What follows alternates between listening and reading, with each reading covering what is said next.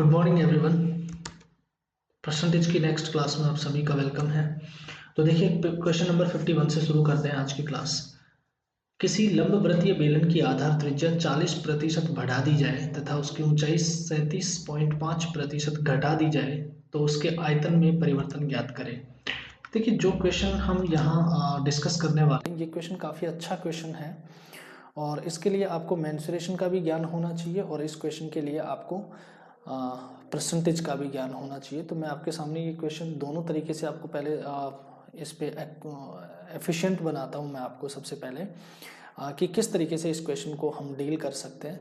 तो देखिए सबसे पहले आपको एक चीज़ की आवश्यकता पड़ेगी, वो है इसका आयतन यानी बेलन का आयतन। तो बेलन का आयतन मैं आपको बता दूं कि बेलन का आयतन जो होता है वो होता है पाई आर स्क्वायर एच। ठीक है, तो क्या लिखोगे आप, पाई आर स्क्वायर एच। ये क्या है, इसके बेलन का आयतन है। यानी आर का क्या करना पड़ेगा, स्क्वायर करना पड़ेगा और एच का क्या करना पड़ेगा, सिंपली गुणा करना पड़ेगा। तो एक चीज आप समझना कि आर 2 बार अपने आप से गुणा होगी और एच सिर्फ 1 बार गुणा होगी। तो अब आप क्या कर लेंगे यहाँ पर, दूसरी बात जिसकी आपको आवश्यकता पड़ने वाली है वो है 40% को हम कहते हैं 2/5 और 37.5% को हम कहते हैं 3/8। इतनी बात आपको पता होनी चाहिए। यानी 8 पर 3 क्या हुआ है, कम, और 5 पर 2 क्या हुआ है, वृद्धि, बढ़ोतरी हुई है यहाँ पर।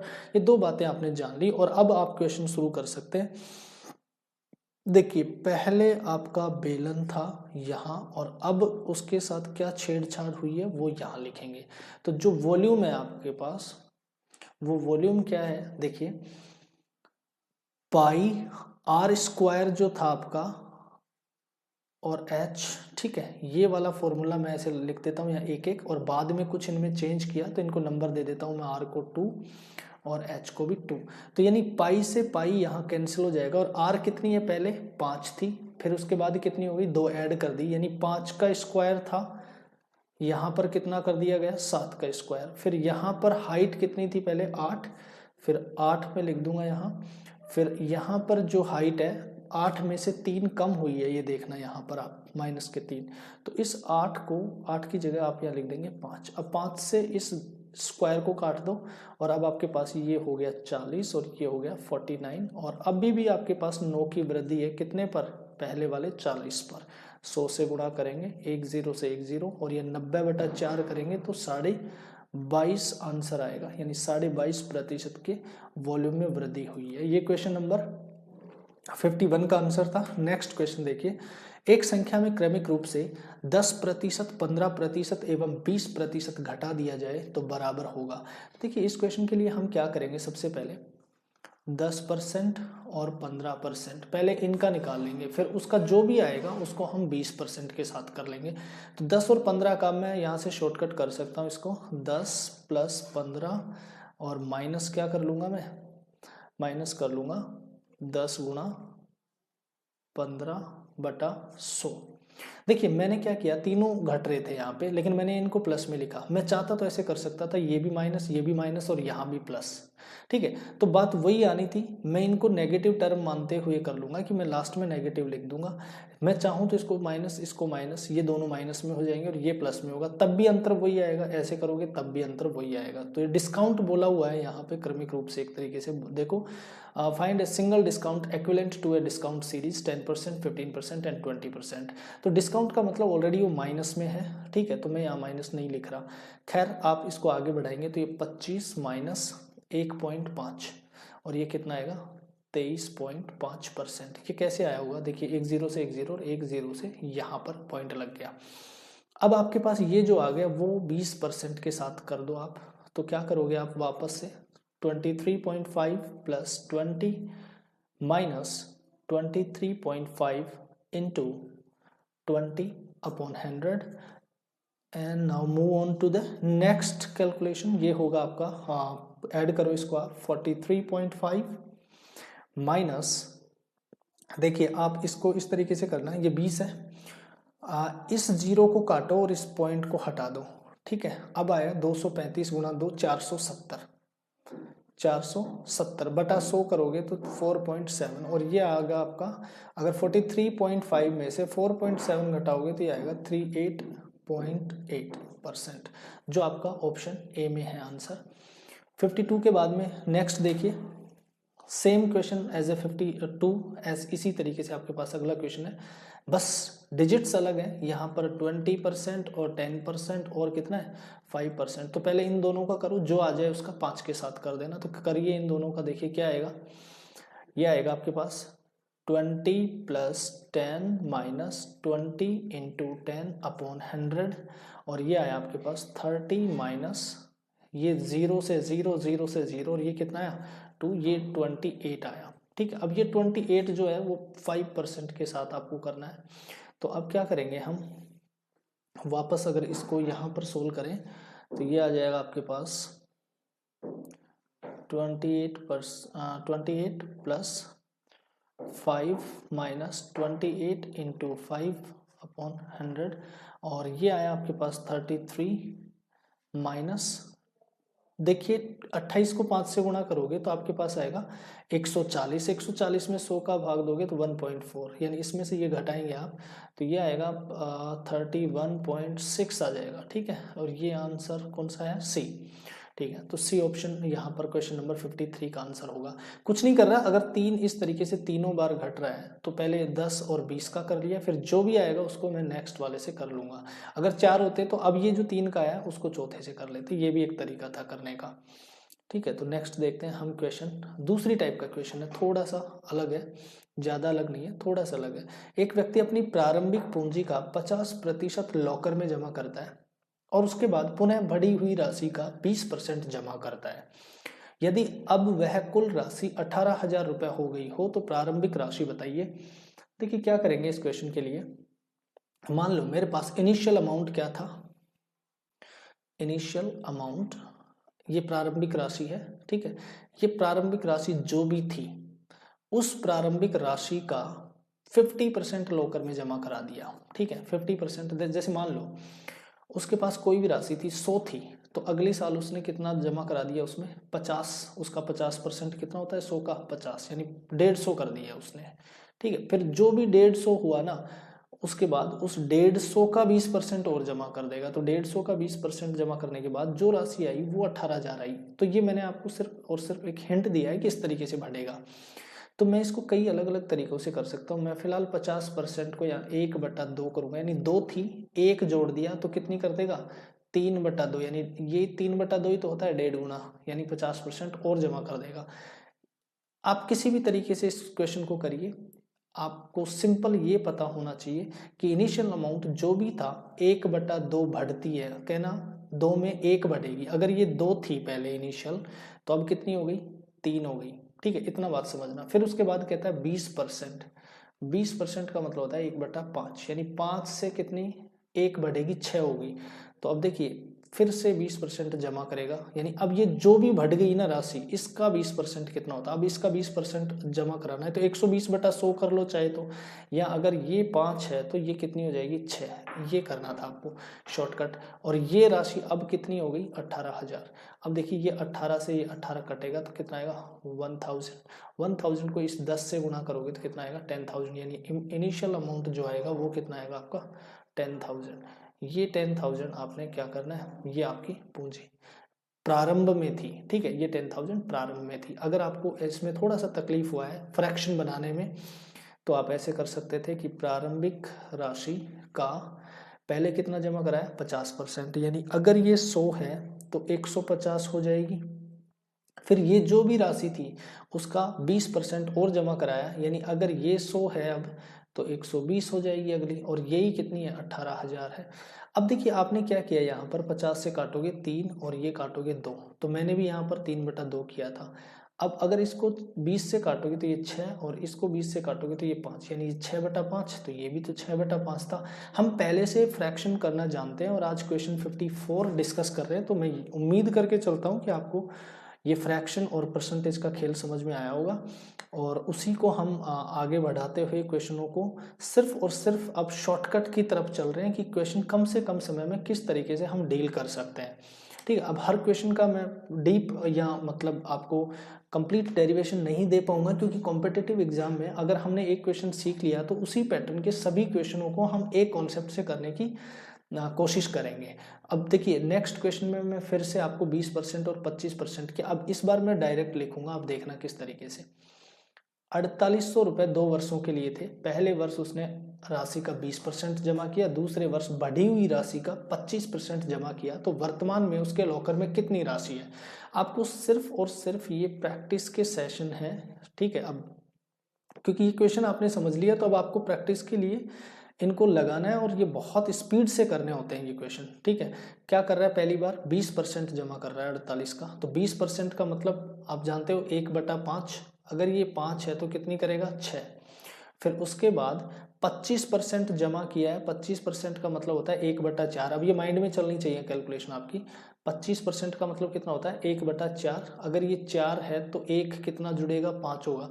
देखो 120/100 करते तो कटने के बाद 6/5 आता, 125/100 करते फिर काटने के बाद 25 से 5/4 ही आता आपका। अब देखिए इसको 5 से 5 काट लो, 4 से ये काट लो, आप कितना 48, और ये कितना आएगा 1200। 1200 को अगर आप 6 से गुणा करेंगे तो 7200 रुपए, ठीक है। ये आपकी राशि हो गई 2 वर्ष। अब वर्तमान में जो राशि है वो आपसे पूछ ली गई, क्या 7200। अब आंसर करेंगे हम क्वेश्चन नंबर 56 का, सेम पैटर्न बट सिर्फ और सिर्फ एक वर्ड चेंज किया, वो है जनसंख्या। कोई फर्क नहीं पड़ेगा। कह रहा है किसी शहर की जनसंख्या 4% की दर से प्रति वर्ष बढ़ रही हो तथा लोगों की वर्तमान जनसंख्या 15,625 हो, तो 3 वर्ष बाद जनसंख्या क्या होगी।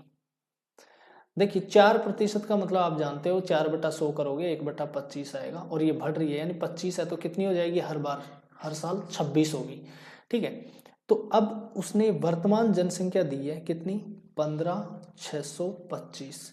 अब ये तो आपके पास इस साल 25 है, अगले साल कितनी हो जाएगी 26, फिर ये बढ़ गई ना। अब बढ़ी हुई का 3 वर्ष बाद पूछा है तो फिर उसके अगले साल भी वही कहानी होने वाली है 26/25, और यही चीज 3 बार रिपीट होगी, क्योंकि 3 वर्ष के लिए कंटिन्यूसली 4% ही बढ़ रहा है। अलग अलग प्रतिशत होता तो अलग अलग करते हैं। अब देख रहे हैं हम यहाँ पर 25 का जो क्यूब होता है वो होता है 15,625, ठीक है। तो ये कैंसिल आउट हो गया एक बार। अब 1 गुणा 26 गुणा 26 गुणा 26, यानी 26 का क्यूब जो होता है हमारे पास 17,576 होता है। ये आंसर कर देंगे, यानी आपकी 3 वर्ष बाद जो जनसंख्या होगी शहर की वो होगी 17,576। उसके बाद क्वेश्चन नंबर 57 को देख रहे हैं हम। यदि किसी शहर की जनसंख्या 4% प्रति वर्ष की दर से बढ़ रही हो, इस बार भी बढ़ रही है, तो इस समय जनसंख्या अगर 17,576 हो तो 3 वर्ष पूर्व जनसंख्या क्या होगी। अब देखिए इस क्वेश्चन को समझाने के लिए डेटा सेम पिक किया गया है, आपको ये समझना है कि किस तरीके से क्वेश्चन डील होगा। यहाँ पर जो पिछली बार कैलकुलेशन थी, कैलकुलेशन सेम है बट आपको समझना है। 25 से कितना होता है 26, हर वर्ष ऐसे बढ़ता है, ठीक है। तो अगर जैसे मान लो पिछले साल 25 था तो इस साल कितना हुआ 26 हुआ है, ठीक है। इस तरीके से देखना है, यानी आज जो है वो बढ़ा हुआ है, पिछले वर्ष क्या रहेगा घटा हुआ रहेगा। मतलब जो बेस है ये 25 है, ये पिछले साल का है, आज कितने का है 26। आप 25 को 24 मत कर देना यहाँ पे, ये थोड़ा गलती करने का चांसेस था, इसलिए इस क्वेश्चन को पिक किया गया है। तो देखिए अभी वो कह रहा है कि इस समय जनसंख्या कितनी है 17,576। अब 17,576 इस समय है जनसंख्या।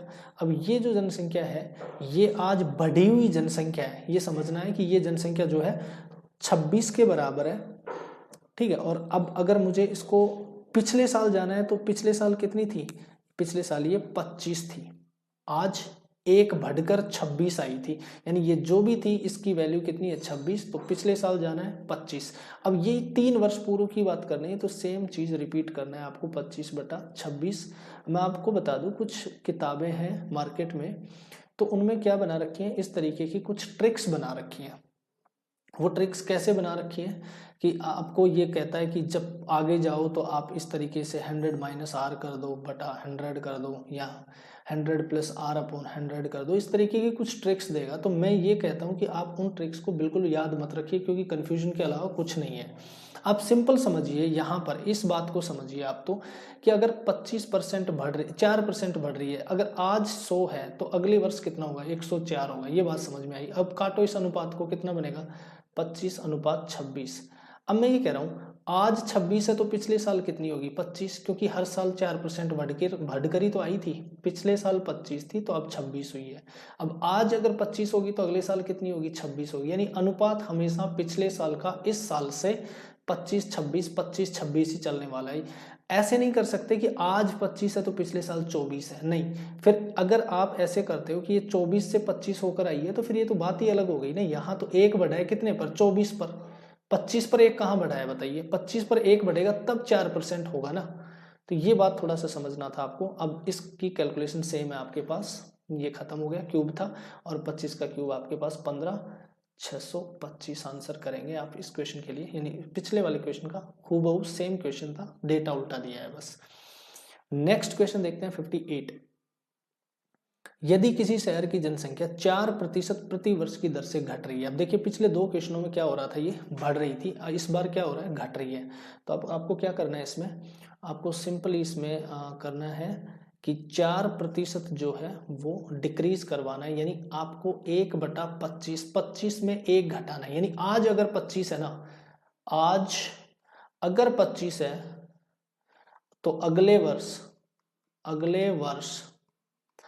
वर्ष कितनी होगी, 24 होगी। ये बात आपको समझनी थी, ठीक है। अब कुछ नहीं बचा क्वेश्चन में, ये कह रहा है इस समय जनसंख्या कितनी है, 57600। ये इस समय है, तो इस समय कितनी है, 25 है, बटा में लिख दो 25। अब क्या कह रहा है वो, 2 वर्ष पहले जाना है, तो पिछले साल कितनी थी। अगर हर वर्ष घट रही है तो देखिए आज जो है, अब थोड़ा सा यहाँ पे थोड़ा सा हमने गलती कर दी है, वो देखिए आज 25 है तो अगले वर्ष कितनी है, 24। अब हमें यहाँ पीछे जाना है ना कि आगे, पीछे जाना है। तो इसका मतलब मुझे कहाँ जाना है, आज से पहले जाना है यहाँ पर, ठीक है। तो आज अगर 25 है तो ये 24 है, यानी पिछले वर्ष कितनी थी, 25, तो फिर ये कितनी थी, 24, फिर ये कितनी है, 25, तो फिर ये कितनी है, 24। यानी हर बार 25 से 24 होती है। पीछे जाऊंगा तो कितना आएगा, 25 से 24 आएगा, यानी घटी हुई आएगी। कह रहा है घट रही है तो इसका मतलब आज घट गई, तो ये घट गई कितनी हो गई, 24 हो गई। आज की कितनी हो गई, 24 हो गई, ठीक है। यहाँ पर 25 की जगह 24 करना, और यहाँ पर कितना लिखेंगे, पिछली साल जाएंगे तो पिछली साल कितनी थी, 25। फिर एक साल और पीछे जाएंगे तो सेम प्रोसेस वापस कर देंगे, 25/24। 24 का स्क्वायर है 576, तो ये आएगा 100, और 25 का स्क्वायर 625, यानी 62,500 आंसर करना है आपको, ठीक है। अब इसके अलावा नेक्स्ट क्वेश्चन की ओर चलता हूँ मैं, क्वेश्चन नंबर 59। किसी शहर की जनसंख्या 8000 है, पहले वर्ष में यह 10% की दर से बढ़ती है तथा दूसरे वर्ष में 20% की दर से वृद्धि होती है। 2 वर्ष बाद जनसंख्या क्या होगी। किसी शहर की जनसंख्या 8000 है, पहले वर्ष कितना बढ़ी, 10%, दूसरे वर्ष कितनी बढ़ी, 20%। तो क्या करोगे, सिंपली 8000 है, पहले वर्ष 10% बढ़ाओगे, 10% का मतलब होता है 1/10, यानी अगर ये 10 है तो अगले साल कितनी हो जाएगी, 11। फिर उसके बाद 20% की दर से वृद्धि करेगा, 1/5 होता है, अगर ये 5 रहेगी तो उससे अगले साल कितनी हो जाएगी, 6। ये आंसर कर देंगे आप, इसको इससे काट लेंगे और ये 5 को इससे काटेंगे तो ये आएगा 16 और एक 0, 16 गुणा 6 गुणा 11, और ये इस तरीके से आपका आंसर कितना करेगा, 160 गुणा 11 गुणा 6। तो देखिए 16 गुणा 6 होता है 96, और 96 को अगर 11 से गुणा करेंगे तो 6, 6 और 9 15, 15 का 5, 1 और ये 10, तो ये आएगा आपके पास 10,560, ठीक है। पहला ऑप्शन ए आंसर कर जाएगा, इतनी जनसंख्या होगी, ये आंसर कर दिया आपने। क्वेश्चन नंबर 60 देखिए, किसी शहर की जनसंख्या 10,000 है, पहले वर्ष 10% की वृद्धि, दूसरे वर्ष 20% घट गई, और तीसरे वर्ष इसमें फिर से 30% की वृद्धि हुई। 3 वर्ष के बाद जनसंख्या क्या होगी। तो इन टाइप की, ये बहुत सिंपल टाइप के क्वेश्चन है, ठीक है। इनका इसलिए करवाने का यहाँ पर मतलब था कि आपकी प्रैक्टिस होती रहे। तो 10,000 में कितने की वृद्धि करेंगे, 10%, तो 10% वृद्धि को लिख देंगे हम 11/10। फिर अगला जो क्वेश्चन होगा अपने पास, जो अगली बात कहेगा इसमें, वो कहेगा कि दूसरे वर्ष में 20% घट रही है। तो 20% का मतलब आप जानते हो, 20% का मतलब होता है 1/5, यानी 5 में 1 की कमी हो रही है, तो 4, यानी आप क्या लिखोगे यहाँ पर, 5, 1 की कमी कर दिए तो अगले साल कितनी हो जाएगी? 4 हो जाएगी। अब देखो 80/100 करते कटने के बाद 4/5 ही आता है। इस बात को समझना शुरू करो आप, ठीक है। नेक्स्ट देखते हैं हम तीसरे वर्ष के लिए 30% की वृद्धि है। 30% का मतलब कितना होता है? 3/10 होता है। तो 10 से कितनी हो जाएगी? 13। बस ये बात आप माइंड में कैलकुलेट करके सोल्व करिए। 2 जीरो मैं यहाँ से फिलहाल खत्म कर लेता हूँ। ये 5 जो है, इस 5 को यहाँ 20 बना लेता हूँ। अब आया आपके पास 11 गुणा 4 गुणा 13 गुणा 20, और मैं इसका आंसर कितना कर दूंगा? 13 गुणा 4 52, 52 गुणा 2 104, और 104 को मैं अगर 11 से गुणा करूं तो ये आएगा मेरे पास 11440। 11440 आंसर करेंगे, ठीक है। अब इसके बाद क्वेश्चन नंबर 61 देखते हैं हम। किसी शहर की जनसंख्या 8000 है। यदि पुरुषों की जनसंख्या 6% की दर से बढ़े एवं महिलाओं की जनसंख्या की रफ्तार 10% हो, जनसंख्या 8600 हो जाए तो शहर में महिलाओं की संख्या ज्ञात करिए। देखिए इस क्वेश्चन को करने के लिए कई तरीके हैं। आप एलिगेशन भी लगा सकते हैं, आप डिवाइड रूल भी लगा सकते हैं। फिलहाल मैं आपको एक रूल सिखाता हूँ यहाँ पे। मान लो 8000 जनसंख्या है, ठीक है, और 8000 जनसंख्या है। अब इस 8000 जनसंख्या में मैं इस तरीके से दो अलग अलग बना दूं, और ये कहता है पुरुष और महिला। मैं इनको कह देता हूं ये पुरुष है, ठीक है, और ये है मेरे पास महिला, ठीक है। अब पुरुष है, ये पुरुष का रफ्तार है 6% और महिला की रफ्तार कितनी है? 10% है। महिला की रफ्तार है हमारे पास 10%। तो मैं इसको ऐसे लिख सकता हूँ कि 6% प्लस 4%। ये थोड़ा सा ब्रेक करके लिख रहा हूँ, ठीक है। ये ब्रेक 10% को मैंने 6% एंड 4% बनाया। इसका मतलब मैं कुछ अलग करना चाहता हूँ क्वेश्चन के साथ, और वो अलग ये है कि मान लो टोटल जनसंख्या मेरे पास 8000 है। अब इस 8000 में पुरुष 6% और महिला 10% की वृद्धि करते हैं। तो ये बताइए कम से कम 6% की वृद्धि तो हर कंडीशन में हो रही है। तो मैं ये एक काम कर लेता हूँ यहाँ। सबसे पहले यहाँ वो काम ये है कि मैं पहले 8000 का 6% कर लेता हूँ, ठीक है, और फिर मैं देखता हूँ कितना बढ़ा। 8 गुणा 6 480 बढ़ गया, जबकि वास्तव में कितना बढ़ा? 600, ठीक है। वास्तव में कितना बढ़ा? 600, ये लिखा हुआ है यहाँ पे, ठीक है, कि 8600 हो गई। अगर 6% ही बढ़ता तो ये बढ़ता 480, ठीक है, लेकिन बढ़ कितना गया? 480। तो ये कितना ज्यादा, कितना कम बढ़ा है यहाँ पर? अगर आप 0, 2 और 120 कम बढ़ा है। क्यों बढ़ा है कम? क्योंकि हमने महिलाओं का 4% एक्स्ट्रा जो बढ़ता है पुरुषों से वो नहीं लिखा। तो इसका क्या मतलब है? इसका मतलब ये है कि 120 इसलिए बढ़ा है क्योंकि महिलाओं का जो भी प्रतिशत, जितनी भी महिलाएं हैं उनका 4% 120 है। यानी ये क्या है? महिलाओं का 4% है, 4% है। ये जो 4% बढ़ता है वो कितना एक्स्ट्रा जाता है? 120। तो महिलाओं का 4% इतना है, तो महिलाओं का 100% कितना होगा ये आप देख सकते हो। यानी 1% कितना होगा महिलाओं का?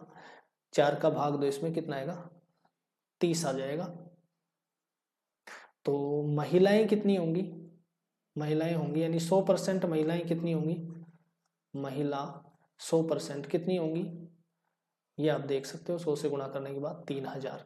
अगर 3000 महिलाएं हैं, अब आप खुद बताइए, अगर 3000 महिलाएं हैं तो फिर क्या होगा? 5000 क्या होंगे?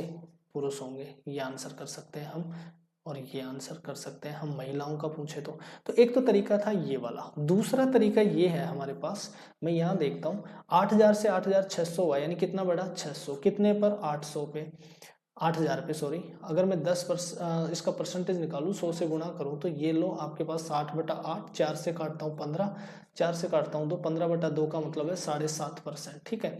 7.5% सबका बढ़ा। अब मैं क्या कर सकता हूँ? एक एलिगेशन लगा सकता हूँ। तो मैं एलिगेशन यहाँ लगाना बता रहा हूँ आपको, और वो एलिगेशन ऐसे लगाऊंगा। ये है मेरे पास मैन और ये है मेरे पास वुमन। मैन का बढ़ता है 6%, वुमन का बढ़ता है 10%, और सबका बढ़ता है 7.5। मैंने अलग करके देख लेना है। अब इन दोनों का डिफरेंस देखिए, एवरेज में मैंने बहुत बढ़िया से सिखाया आपको एलिगेशन। इन दोनों का डिफरेंस कितना आएगा 1.5 और इन दोनों का डिफरेंस कितना आएगा 2.5। पॉइंट से पॉइंट हट गया, 5 से काटोगे तो ये 5 और ये कितना है 3। 5:3, 5 के अनुपात में पुरुष हैं और 3 के अनुपात में महिलाएं, दोनों कितनी 8। और 8 की वैल्यू कितनी है 8 की वैल्यू 8000, तो 3 की वैल्यू कितनी आएगी 3000। 3000 आंसर कर देंगे हम इस क्वेश्चन का। इस तरीके से भी आंसर कर सकते हैं। तो एलिगेशन लगाना आप सीख चुके हैं और आपको ये डिवाइड रूल अभी मैंने बताया, एक बार इसको होल्ड करना, आगे फिर से समझेंगे। ऐसे बहुत सारे अच्छे अच्छे क्वेश्चन, बहुत बड़े बड़े क्वेश्चन इस वाले कॉन्सेप्ट को समझने के बाद यकीन मान के चलना सिंपल होते हैं। आपको अभी ये हो सकता है पहली बार में थोड़ा सा लॉन्ग दिख रहा हो, लेकिन ये लॉन्ग नहीं है, ये बेहद सिंपल और भी ज़्यादा सिंपल है। मैं आपको इसको एक बार अगर रिविजन करूँ तो आप यह पाएंगे कि आपकी ये एलिगेशन से बहुत फास्ट ट्रैक है। किस तरीके से है ये वाला ट्रैक फास्ट, क्योंकि देखिए 8000 है, 8000 का 6% और 10%, तो 6 और 10 में से कम कौन सा ये देखना है 6। तो क्या करेंगे 8000 का 6%, 8 गुना 6 48, यानी 480। बढ़ा कितना 600, तो 600 में से 480 कम करेंगे 120। ये 120 क्या है, क्योंकि महिलाओं का 4% एक्स्ट्रा है। और अगर महिलाओं का 4% एक्स्ट्रा है तो आपको ये देखना है कि जो 4% की वैल्यू है वही क्या है, वही आपका 120 है। तो अगर वो 120 4% है तो 1% कितना होगा 30, और 100% कितना होगा 3000। अगर महिलाएं 3000 है तो पुरुष कितने 5000। इस तरीके से आप आंसर कर सकते थे। फिलहाल नेक्स्ट क्वेश्चन देखते हैं हम 62 क्वेश्चन थोड़ा सा टेक्निकली अच्छा है क्वेश्चन। किसी शहर की जनसंख्या 1,89,000 है, इनमें से 4/9 पुरुष हैं और बाकी महिलाएं हैं। 50% पुरुष विवाहित हैं। विवाहित जनसंख्या का प्रतिशत याद करो, विवाहित महिलाओं का प्रतिशत याद करो। 2 क्वेश्चन है और दोनों क्वेश्चनों को मैं आपको समझाता हूँ। सबसे पहले तो मैं आपको एक चीज बताना चाहता हूँ कि 1,89,000 से पंगा लोगे तो गड़बड़ हो जाएगी। क्या करना है आपको करना है, देखिए पुरुष कितने हैं, पुरुष है 4/9। इसका मतलब क्या है 9 में से 4 पुरुष हैं, तो ये क्या है पुरुष, और ये क्या है ये कुल जनसंख्या है जिसमें से पुरुष 4 है। तो महिलाएं कितनी होंगी ये तो आप पता कर ही सकते हो इस बात के बाद। महिलाएं 9 कुल हैं, 4 पुरुष हैं, तो महिलाएं कितनी है 5। इतनी बात आपको समझ आ गई। अब कहता है विवाहित पुरुष, विवाहित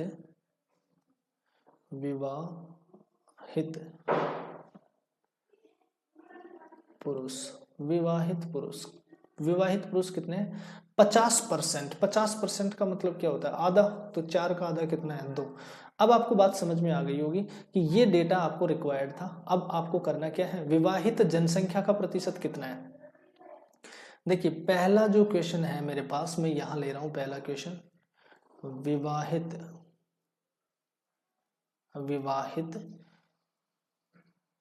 जनसंख्या, विवाहित जनसंख्या कितनी है। अब बताइए आप मेरे पास कितने पुरुष विवाहित हैं 2, और अगर 2 पुरुष विवाहित हैं तो पक्की बात है कि 2 महिलाएं भी विवाहित होंगी। ठीक है, तो 2 महिलाएं 2 पुरुषों के साथ अगर विवाहित हैं तो टोटल जनसंख्या कितनी है विवाहित की 4। कितने में से, टोटल जनसंख्या कितनी थी 9, 9 में से 4। ये 4 कैसे आया, 2 पुरुष हैं और 2 ही महिलाएं विवाहित हो जाएंगी। देखिए 2 पुरुषों को 2 महिलाएं चाहिए विवाह करने के लिए, इसलिए ये टोटल कितने हो गए 4। कितने में से 9 में से, तो 4/9 का अगर आप प्रतिशत में चेंज करेंगे तो क्या आएगा आपके पास 4/9 गुना 100, और ये हो जाएगा आपका 44 सही 4/9% होगा। ठीक है, पहले क्वेश्चन का आंसर कर चुके हैं हम। दूसरा क्वेश्चन, विवाहित महिलाओं का प्रतिशत, विवाहित महिलाओं का प्रतिशत कितना है। देखिए यहां से देखिए इसको भी, विवाहित महिलाओं का प्रतिशत आपके पास विवाहित महिलाएं कितनी है, मैं यहाँ लिख देता हूं इस बात को, अगर आपको ये थोड़ा सा भी तकलीफ हो जाए तो। विवाहित महिला, अगर पुरुष 2 हैं तो महिलाएं भी कितनी होंगी 2। अब टोटल महिलाएं कितनी थी 5 थी। ठीक है, तो 5 में से 2 विवाह कर लिए और 3 का अभी विवाह नहीं हुआ है। तो आप क्या करेंगे 2 कितने में से 5 में से 100 से गुणा करेंगे, परसेंटेज आएगा 40%। ये आप आंसर कर देंगे। इसके बाद नेक्स्ट क्वेश्चन देखते हैं।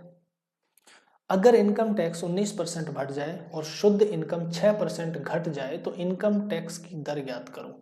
ठीक है, देखिए ये आप इस क्वेश्चन को समझने के लिए आपको एक टेक्निकल टर्म समझनी पड़ेगी इनकम टैक्स की, और वो क्या है।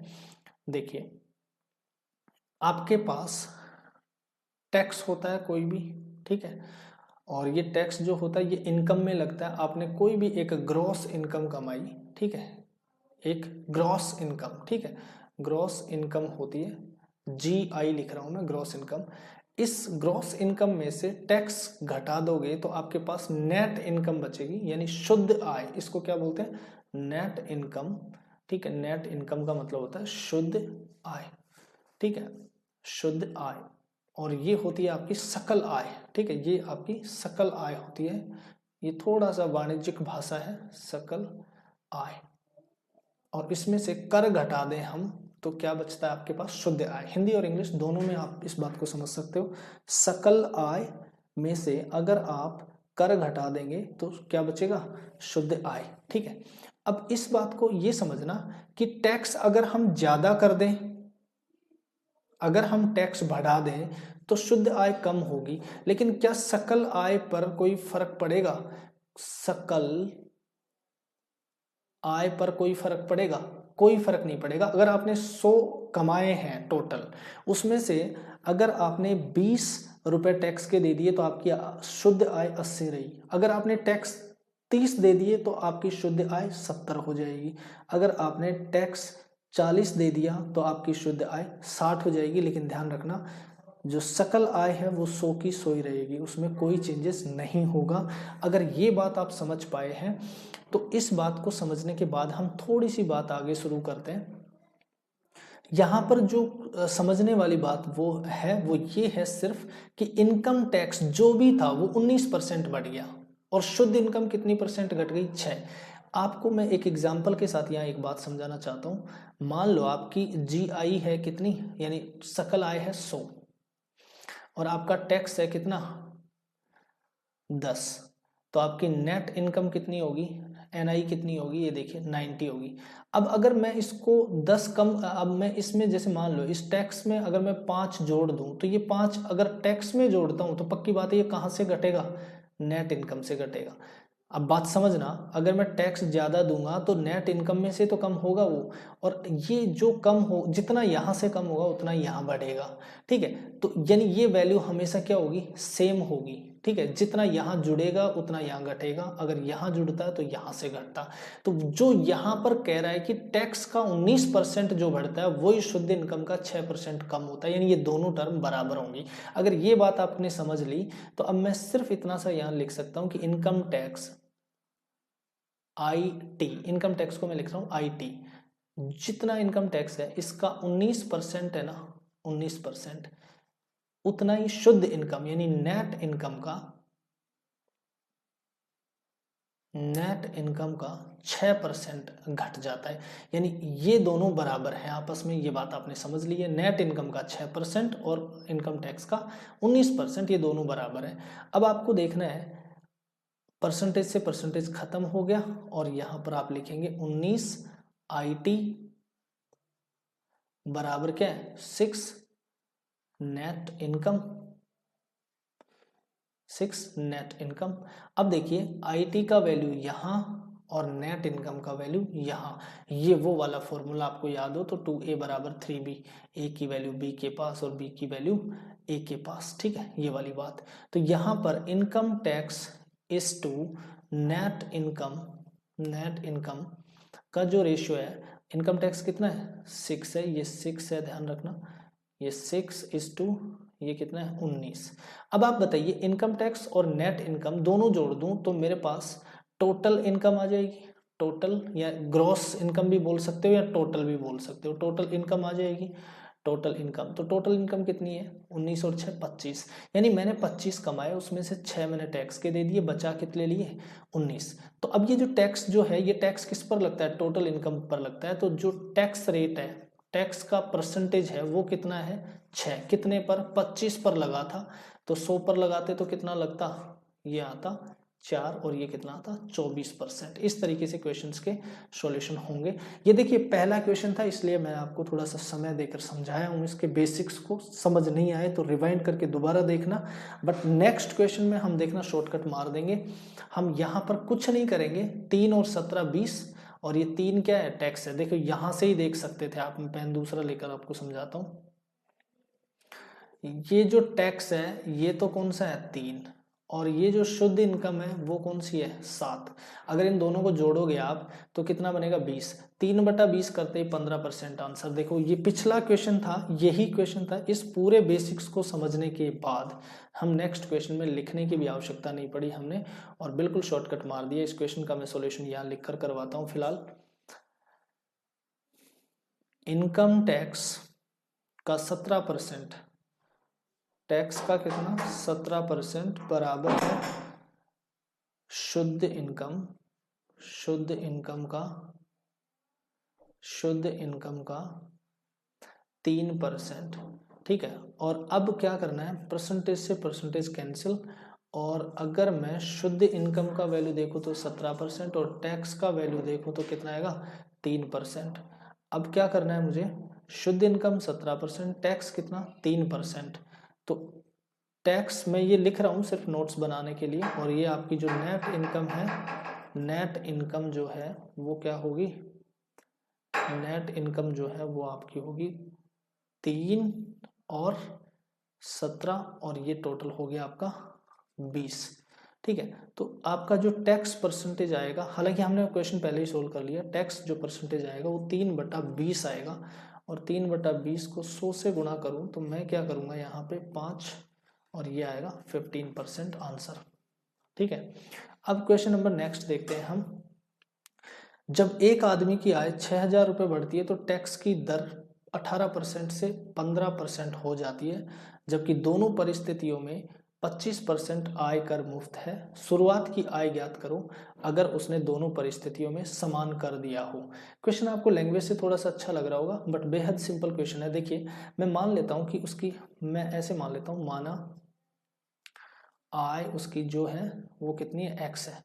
तो मैं क्या करूंगा, देखिए x जो आय थी उसकी, उसमें उसने कितना दिया, पहले 18% टैक्स देता था और अब कितना देने लग गया 15%, यानी टैक्स की दर 18 से 15% हो जाती है। कब, जब 6,000 बढ़ेगी, लेकिन अभी बढ़ी नहीं है, अभी तो सिर्फ x है उसकी आय। ठीक है, और कहता है जबकि दोनों परिस्थितियों में 25% आयकर मुफ्त है, यानी इस x का 25% अगर आयकर मुफ्त है तो इसी x का 75% यानी 75/100 ये जो इनकम है इस पर टैक्स लगेगा। और इस पर टैक्स कितना लगता था पहले 18%, तो 18/100 कर दो, यानी x का 75% जो था उस पर 18% क्या लगता था टैक्स। एक तो ये, अब ये जो बच गया इसका जो 18% है, ठीक है, ये टैक्स है, वो बराबर रहता है अगर मैं x में 6,000 जोड़ दूं। कह रहा है अगर उसकी आय 6,000 बढ़ गई है, ठीक है, तो x + 6,000 बढ़ गया। अब इसमें आपके पास इसका भी 25% अगर टैक्स फ्री है तो इसका 75% क्या है टैक्सेबल है, और इस 75% टैक्सेबल को अब कहता है वो 18 से 15% ही टैक्स देना पड़ेगा। तो ये दोनों बातें कह रहा है बराबर है। देखिए पहले x थी उसकी आय, उसका 75% पर टैक्स लगता था कितना 18%, लेकिन x से 6,000 बढ़ गया, यानी x + 6,000 जो हो गई उसकी इनकम, उसके 75% टैक्सेबल पर 15% टैक्स लगेगा। अब ये दोनों तरफ है, इसको कैंसिल कर सकते हैं हम, और इस 100 को इस 100 से कैंसिल कर सकते हैं, और ये जो 18 है 18 को 3 से काटोगे तो 6, और इसको 3 से काटोगे तो 5। अब देखिए इधर बचेगा 6x और इधर बचेगा आपके पास 5 को गुणा करोगे x से 5x + 6 × 5 30 और फिर 3 0। ठीक है, अब इस x को इधर ट्रांसफर करोगे तो x = कितना आएगा 30,000। ठीक है, तो ये आंसर होगा। आज की क्लास में इतना ही है, बाकी की क्लास कल करेंगे नेक्स्ट क्वेश्चन 66 से। उम्मीद करता हूँ आपको क्लास समझ आई होगी और आप इसके रिवीजन बार बार कर रहे होंगे। तो कल तक के लिए टाटा बाय बाय, मिलते हैं कल फिर अगली क्लास में।